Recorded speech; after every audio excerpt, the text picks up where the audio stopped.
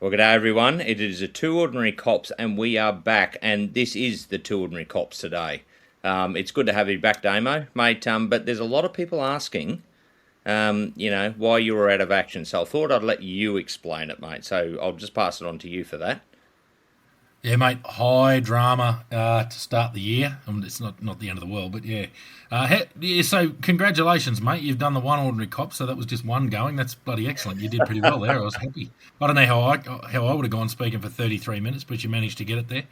Um, Now, a little bit of drama. For those who've known me for a long time, I'm susceptible to that horrible bloody affliction called gout, and I haven't had it for years and years and years. And anyway, over the Christmas period, it kicked in really hard, and I was in pieces on New Year's Eve and had to go to hospital. And while I was lying in bed waiting for my wife to drive me in, she just went down to check the dam and open a gate and just let some cattle through.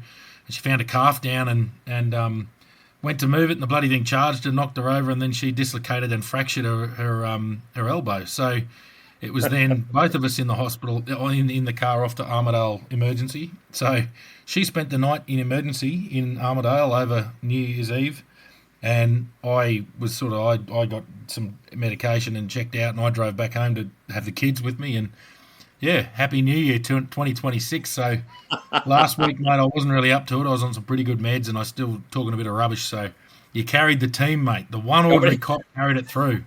Well, mate, I thought it was pretty impressive. You've actually moved to bringing in the new year just being on a bit of medication instead of drinking beer.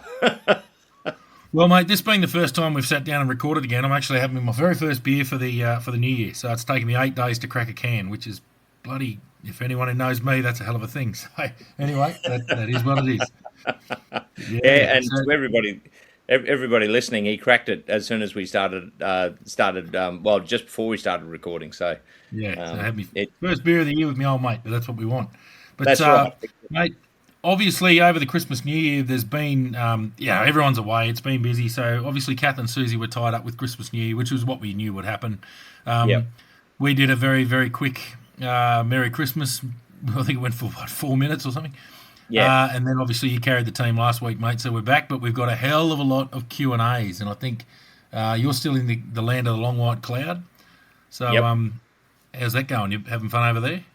Mate, it's been a really good trip so far, and I mentioned a bit of it last week, so I won't go into detail. But I've been drinking New Zealand Dry, pretty much. I think they're a bit concerned because I am planning on coming back in the middle of the year sometime, so I think they better start brewing again. There's just so many good brews over here. But during my travels, I got to speak to a number of really good ex-cops from New Zealand. Found out a lot of information, and there's a lot of stories about NZ and how similar they are to our own police force, with some subtle differences like pay and all that sort of thing. But it was really good, mate. A couple of beers with these guys and just sat down. It just feels like you're just with your people, and you know what I mean. Oh, well, they're just bloody Aussies that talk funny. So yeah, yeah. Yeah, I still say over here this is New Zealand's my favourite state of Australia, so it doesn't go down too Yeah. well though. No, very good. No, that's But the way. So obviously we haven't been able to answer questions, and there's been a hell of a lot put through. So that's what we're going to do today. We're going to go through questions. There's a lot about Bondi. There's a lot commenting about Kath and Susie, obviously Brett Fort shooting, and a lot of emotional response from Susie's story. I mean, bloody hell, we sat there listening almost in tears ourselves. So yeah. yeah, we can probably go through and comment on a few of those, mate. So yeah, what do you got for us? Well, mate, first of all, I'm going to start off. So we've been asked if we'll help promote basically the Australasian Police and Emergency Services Games in 2026. So there'll be more to come in that. We're chatting to the organisers at the moment. So that could be some exciting stuff. So that's going to happen in October in Gold Coast.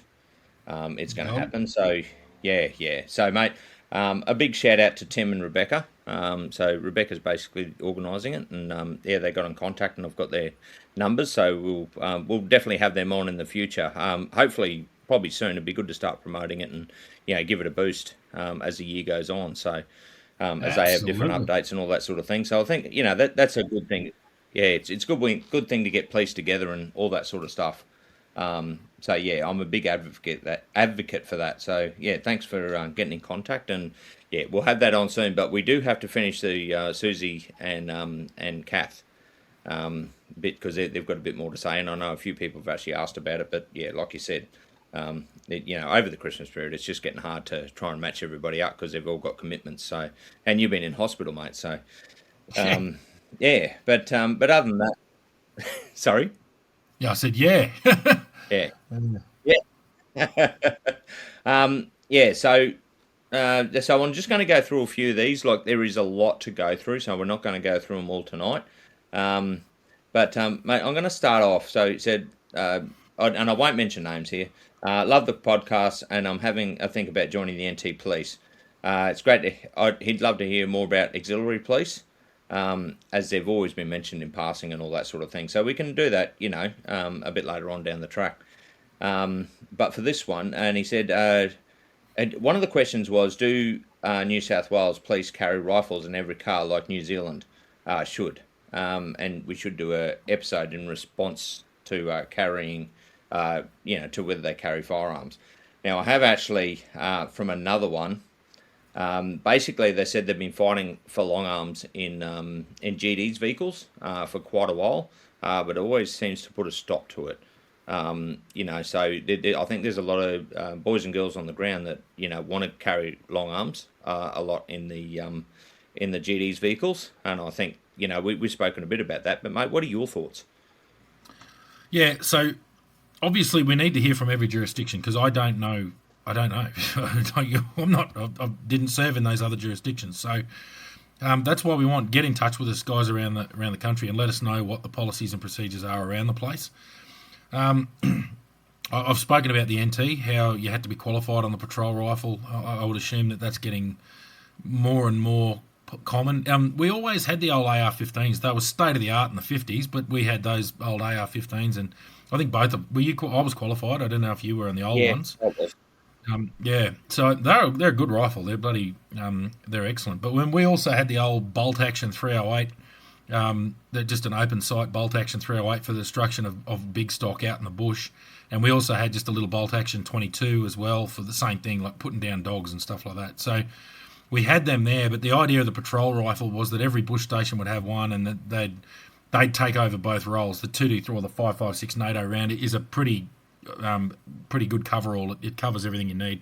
You can kill a beast with it. So you've got a stock truck rolls over, and you've got to put down injured cattle. You can do that with a 5.56 round.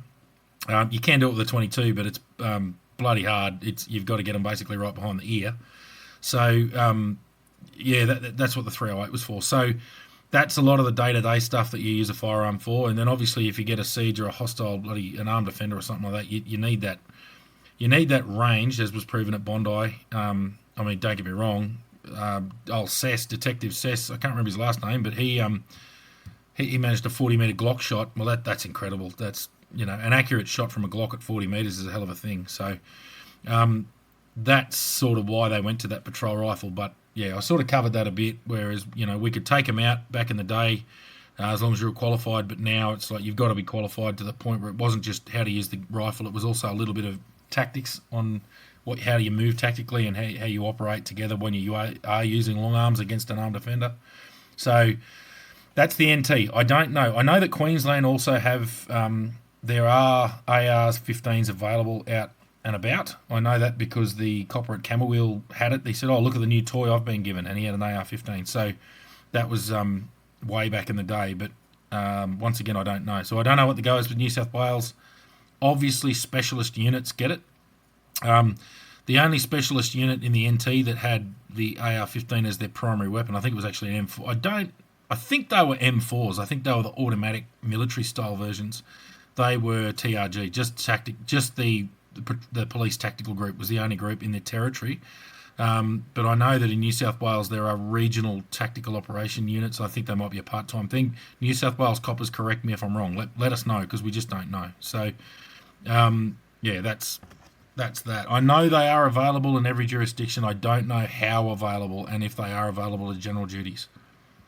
Yeah, well, mate, the information we got so far, and that is actually from a current New South Wales cop, was the fact that they've been fighting to get him, but it's always been a stop to it for some reason or another. And I think that it goes on to another comment. You were saying how, the Premier, I think it was reacted quite well after the Bondi shooting and all that sort of thing. And someone made a comment that they were actually quite happy with it, but then, of course, when asked about, I think it was long arms or something like that, he kind of backpedaled a bit, and and and I think the comment at the end of that message was, "I hate politicians," so Yeah, yeah, which yeah, is yeah. understandable. Well, Yeah, so see, the fact of the matter is, a politician should have no input into what weapons the police force use. It's that is an operational decision or a strategic decision by the police commissioner. It's got nothing to do with the premier. I mean, the yeah, fact that the premier came out and said belt-fed machine guns shows that I think he also said, "I've never held a gun, I've never fired a gun." That's cool. So yeah, don't talk about them because you know what you're talking about. yeah, I've never flown a spacecraft, so how the hell would I know what I'm talking about? I've got no input into it because I don't know anything about them. So that's where it's sort of that's where that separation comes in. It's like he came out by crediting the New South Wales Police in their response, which is fine. yeah. But yeah, when it comes to operational matters or for the arming or the weapons that are used by the New South Wales Police, that's a matter for the commissioner. It's certainly not a matter for the premier. Yeah, yeah. Well, that's yeah. Mm. Oh, and that's a very good point as well. And we say that all the time. If you don't know, don't talk about it. If you're not experiencing it, don't deal with it. Yeah, Which is the way they should take. yeah, So we'll probably move on from that a bit. I know there is actually a few more coming in relation to firearms in different jurisdictions and all that yeah. sort of stuff. But like I said, mate, I've got so many messages and I'm answering them all. But of course, my recent activities of travelling through New Zealand, I'm a bit time poor, unfortunately, because I've been catching up with so many people and chatting with them. And I've been spreading our name a bit, so I think we're going to get quite a few different listeners, which is handy. Mm. But mate, I think we'll move on because a lot of people commented about Susie and Kath, and Oh they yeah, found those episodes very very powerful. We got some fantastic responses. Kate, who does our social media, big thumbs up to her. She put some great stuff on there, and we got some fantastic responses and comments, in relation. And mate, I think we've had over 30,000 views on those couple of posts. So yeah. yeah, that's great. And a lot of people sending in their, condolences and love hearts and care and all that sort of thing. So it struck the core of a lot of people. And I'm just going to read out. This is a message. One of the messages I got that probably it'll give you a good feeling how people that have listened to the episode are feeling. So said, "Hey fellas, just listened to your latest episode this morning. I didn't cry at my own wedding, but the way Susie described the way the force banded together at the funeral of Brett, the immediate, the immense pride I felt in the brother sisterhood of the force. I'm only early in an application process for VicPol, but I cried on my way to work. Looked like a fool to everybody else in work traffic. Powerful episode." And he said, "Thank you for your service. You are doing in humanising the police and first responders." So, mate, you want to comment? Like it was such a powerful episode, and I think it reached a lot of people. So, do you just want to continue on that for a bit? Yeah, so I mean, objectively, it that perfectly hit our brief. Everyone sees a blue uniform and they just go the cops. No, it wasn't the cops. It's Kath and Susie lost their work partner and their husband. So Susie lost her husband. She listened to it occur over police radio, and Kath lost a good mate and a work partner, and she was sitting next to him, in mortal danger herself. And we got it from the horse's mouth. So that's what that was like for those women. Those two went through an operational shift where the loss was just extreme, and the level of threat, the trauma, and we're humans. Coppers are human beings, and that's what we keep saying. It's a hard job. It's a hell of a job. Bloody easy to criticise, and I mean, I remember us sitting there going, "Jesus, pull yourself together. I've got to keep this interview going." When I was talking to Susie, so every copper would have listened to that and just, obviously you mightn't have been in the same situation, but you could certainly relate to it. You could really understand. Can you imagine that? We've all heard stuff on police radios that have made us go, shit, like the job's on here. Well, imagine that. You imagine listening to that police radio. So, I think that's my thoughts on that. They're wonderful women. They're really Cass a bloody larrikin. We caught up on Boxing Day actually in Toowoomba. I was up at Mum and Dad's and we caught up for a few beers and it was bloody good. And the Yeah. beauty of that was that Dad, my old man, had worked with Kath before she joined the police at Tilly's Crawler Parts in Toowoomba. So, it was the stories were good because my old man and I were there with Kath and her husband Mark, and we were just having a good yarn and catching up, and it was a bloody good time. But yeah, she's an absolute character, old Kath. And then Susie, I don't know Susie as well. Obviously, we've spoken a few times, and but she's doing really well. She's strong. She's moved on from the police force, but still working in law. But just for her to share the story. And of course, we're not finished with them. We're going to get them back on for a wrap up, and I think to have a bit of a chat, probably a bit of a Q&A, so to answer a few questions that have been sent in directly to Kath and Susie. And then also just to celebrate Brett Ford a little bit too. So that's the plan. Yeah, well, that's right, and it's all about humanising Brett as well.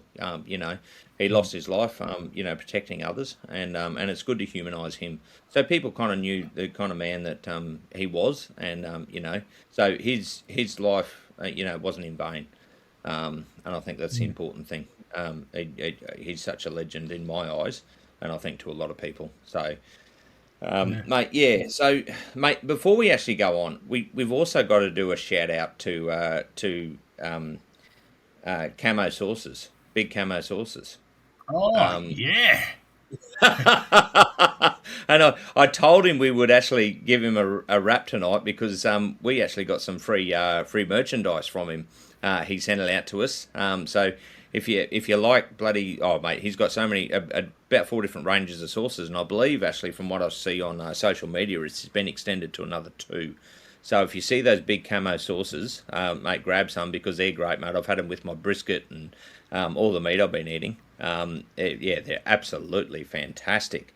And so a big shout out to you, mate. We'll probably get him on too. He was involved in what was it? Corrections. And did quite a lot of emergency management as well. So we'll get him on at some stage. Top bloke, and he's also going to send us a hat, mate. He's just had a hat done, so we're going to get one of those as well. So it's great. He's in a lot of butcher shops, so just keep your eye out if you see it, or just look it up online. And get yourself some. They're great. Big with camos, that. And big camos barbecue sauces. Yep, and we love it. How much do we love our slow cooked meat, mate? Well, that's kind of what we do, don't we? We get up in the morning, get the meat on, and then we go, we should really have a beer while we monitor this. So that's just the way it is. So no, really good. Yeah, no, excellent. So you'll hear more about what else that. You got, Sorry, mate. Yeah. So and then moving on. Basically, we got another one. Love your podcast and have had a few great laughs. He's also started his own podcast called Strong Legacy podcast about its mentors, trying to highlight police officers' work in the community and the efforts in changing people's lives. He just wants to know if we want to do a collaborative, which we're all up for that. And it's about addressing mental health and encouraging officers and emergency services to look out for each other and seek help. He said in Queensland police, they've had a couple of suicides and want to do as much to prevent suicides as much as possible, which is, that's what we want to do as well. Get the name out there and he's still a current police officer in Queensland as well.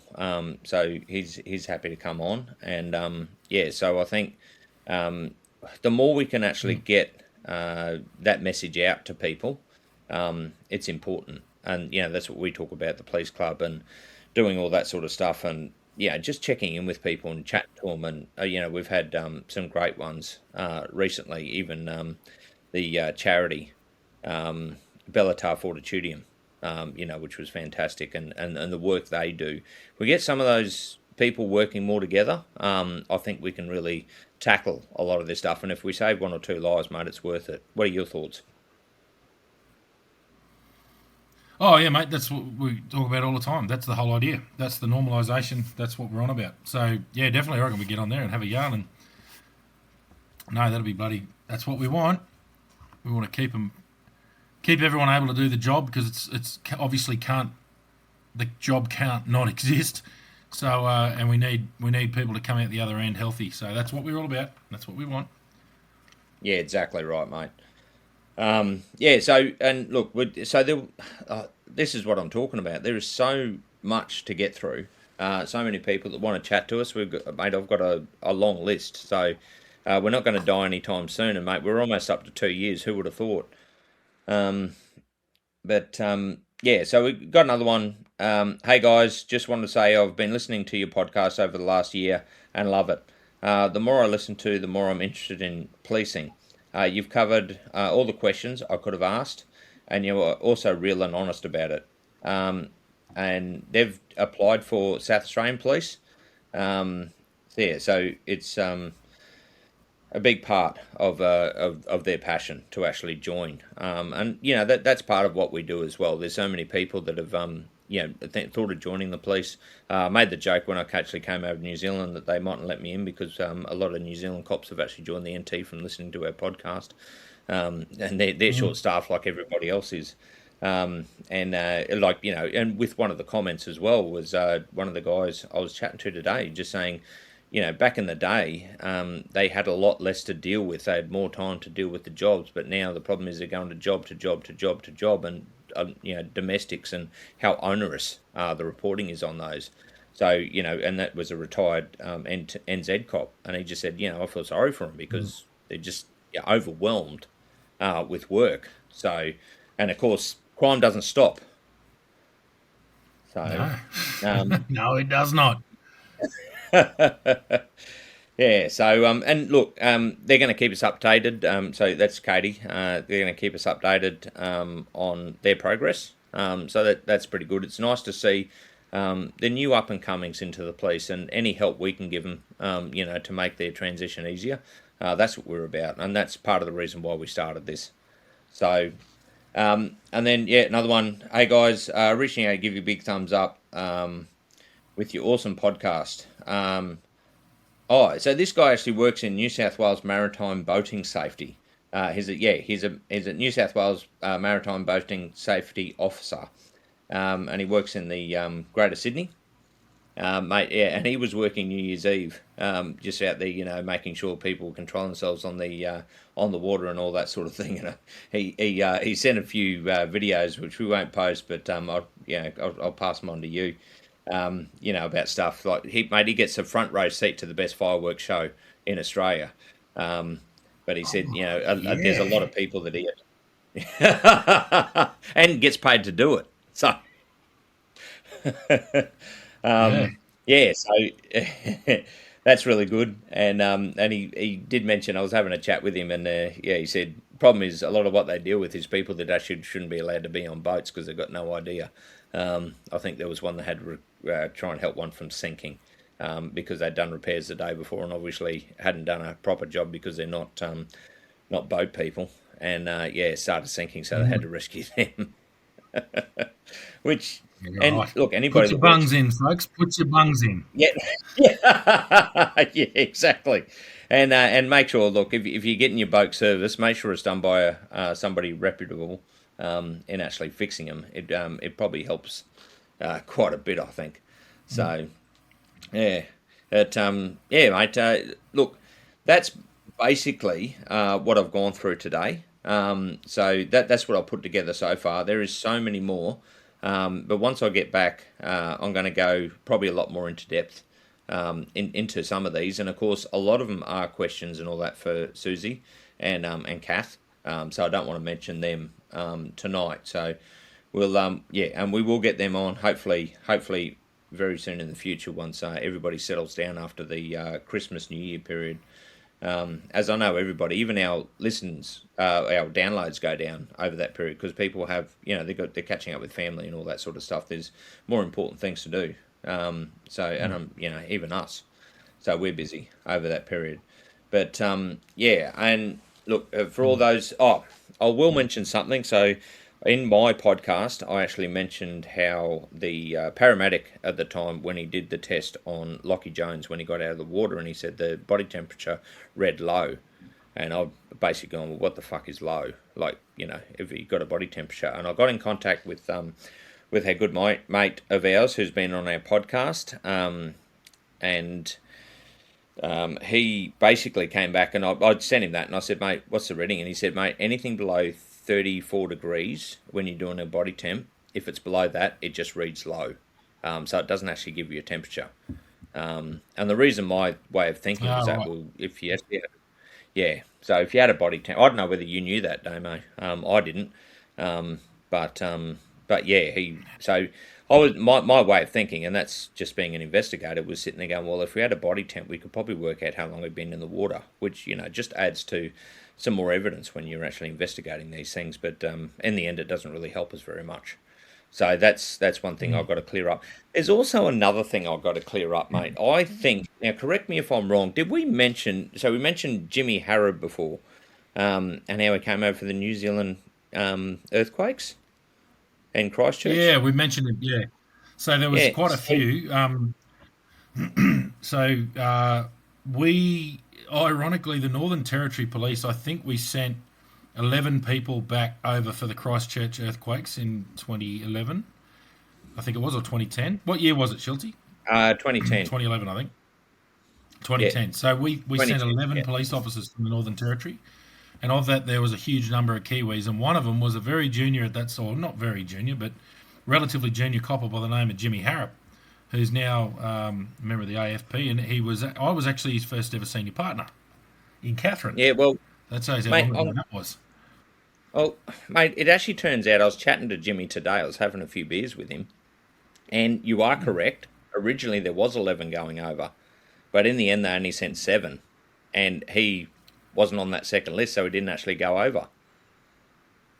Oh, there you go. I didn't know that. Because of course, Miriam, my partner, she was in those earthquakes, and I said to him, I said, oh, Miriam probably wants to thank you for coming over and all that sort of thing. And he corrected me straight away. So, yeah, mate, we do get things wrong occasionally. There you go. Well, we're humans, mate. What do you know? I was sure he went over, but then again, so was I. But he said he was actually on the first intake, but then they cut it back to 7 for probably operational purposes. And his name didn't make the cut. So, which is a bit of a shame, because he grew up in Christchurch. He's from this area, so it makes sense to actually send people from this area. Even Miriam was saying, it would make the locals feel a bit better when they meet somebody that actually has knowledge of the area and all that sort of thing. But unfortunately, it wasn't to be. But also, I got to catch up with his excellent wife. Lisa, she was our prosecutor when we started in Catherine. And funnily enough, I didn't realise this, but she was telling me today that we started in September 07, and she started in Catherine prosecutions, I think it was December 07 or November 07. So we did a lot of work with her, and she's got some great stories. We're just sharing old times. It was great. It's just really good to catch up with the old Catherine crew. And if you actually see, especially under my name, I think Lisa posted photos of us today here in Christchurch. So, that's pretty good. They're great people and good to catch up with. And they're probably, hopefully, they're going to coming to see the One Ordinary Cop tomorrow at the Kaiser Brew Garden, which is in Christchurch. So any other police, I think I've got one confirmed going at the moment, but hopefully Lisa and Jimmy go as well, which means I won't be such a Nigel, mate, sitting there having a few brews. So for anybody, and look, unfortunately, when they hear this, it'll be I'll already be there for a couple of hours. But if you're just finishing shift, come down and just have a chat, and I'll buy you beer, because that's just the sort of bloke I am. So mate, have you got anything else to add? No, mate, it's been I've been in bed for about 5 days straight, so I haven't been doing a damn thing. And the year's about to kick off, and we're into the training again. A couple of big things coming up for us is obviously our weekly episodes. We've got more people to interview. We do have Queensland Police Union. We're having a discussion with them about a presentation, which will become more apparent as the year goes on. and obviously the Australasian Police and Emergency Services Games in October at the Gold Coast. So we will be having a lot more to do with that. I'd say we'll be there, and a hell of a thing to get behind. So yeah, the get behind the games. Stay tuned. I know it's been a bit slow over the Christmas New Year, but that's life. That's how it is. And our plan is we're going to have Kath and Susie on hopefully next week. It's all to do with timings. It's obviously we're trying to coordinate a lot of different people, but we get there. So yeah, stay tuned, and we'll be back next week, Schultzy. Yeah, mate, definitely, and looking forward to it. And to everybody, a happy New Year. Have a good year. Hopefully, it's always better than the last, but that's what we always push towards. And so yeah, this is just a bit of an introduction back into 2026. We are now, mate.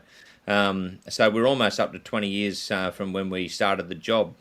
Yeah, which is yeah, Jesus, a long time. You feel a bit old, but anyway, yeah, mate, I think that almost wraps it up, and we'll be back next week, and yeah, hopefully with Kath and Susie. But if not, mate, we'll go through. We've got a lot more comments and a lot more messages. We've got to get through. Yeah, so we'll do it then. So, mate, I suppose I'll see you next week. You will, mate. All the best. Take care.